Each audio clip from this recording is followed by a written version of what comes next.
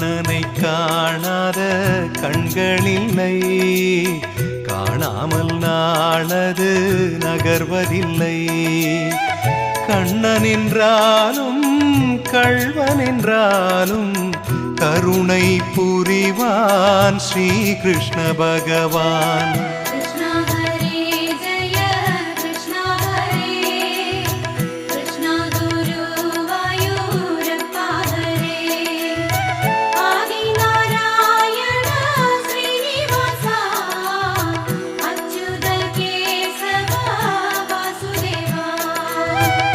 அழகிய கண்ணனின் அடிதனை எண்ணுவர், அவனது தொல்லைகள் அனைத்தையும் தாங்குவர்.